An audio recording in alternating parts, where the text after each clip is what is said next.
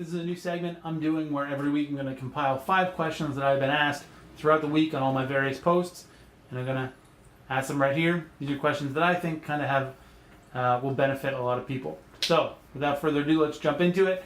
So the first question comes from Mike. This is on the Good Food versus Great Food blog post, and I think he asked this on Facebook.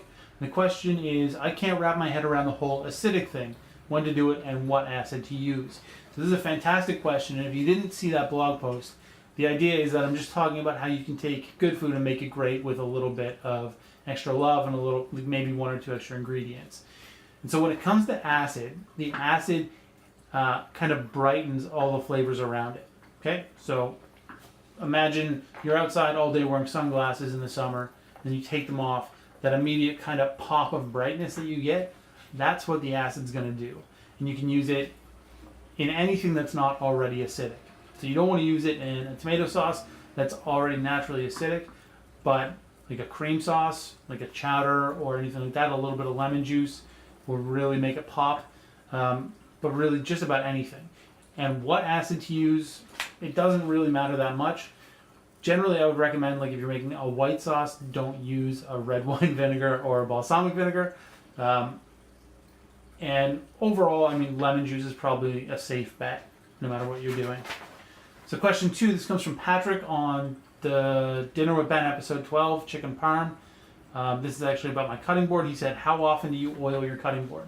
So I have a beautiful end grain Ashworks cutting board, which is made out of ash wood, and I oil it once a week. So all I do is coat it in a food grade mineral oil, let it sit overnight. In the morning, anything that's left I just wipe off, and it's good to go for the week.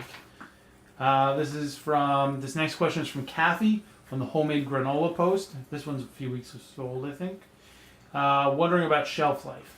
So the granola, there's nothing in it that's really going to go bad.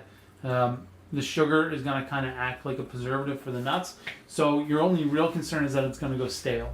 So as long as it's in an airtight container, I'd say you have probably about 3 weeks, which is tons of time. Sue on the Parmentier post, can I use pulled pork as the base?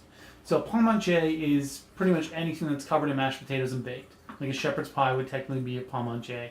The one I made was a curried pork covered in mashed potatoes and baked, which was really delicious. So yeah, you can absolutely use pulled pork, any kind of leftover stew, any kind of leftover braised item. Perfect. And finally, this is from Donna on the beef chili post. I would like to make a chili with ground turkey instead of beef. Any suggestions? Yes. So, as I said to Donna, I think even if you're making a vegetarian chili or a turkey chili, you still kind of want that meaty flavor because that's kind of like what chili is, right? So when you eat meat or fermented foods or mushrooms or anything like that, you get this feeling way back in your cheeks. That's called umami. So if you've ever heard of umami, that's what it is. And you can mimic that in a vegetarian chili or a turkey chili by using mushrooms and soy sauce.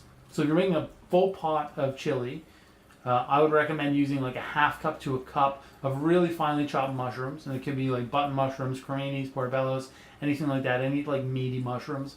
So half a cup to a cup of mushrooms, and a couple tablespoons of soy sauce will kind of give you that meaty flavor. All right, guys, thank you for your questions. I love answering them. Feel free to ask me anything. And I should say also, I'm sure a lot of you saw the poll that was up yesterday about Thanksgiving. The reason I asked is because I wanted to see when everybody was eating the Thanksgiving dinner, because on the most popular day, I'm going to make myself available for questions. So all day on Sunday, which won out by far, I'm going to be around my computer, around my phone, and available to answer any questions you have. So if something's not going right with your gravy, or you just have a question about your pie or how long to bake your turkey, feel free to send me a message and I'll get back to you ideally within a couple of minutes. That's my goal, to get back to you as fast as I can. So if anybody has any questions on Sunday about their Thanksgiving meal or any troubleshooting issues, just let me know and I'll help you out. All right, thank you so much for watching. I hope that you enjoyed this new segment I'm doing. Ask me questions and I'd love to answer them. Have a great Thursday. Have a great Thursday, everybody. I'll see you soon.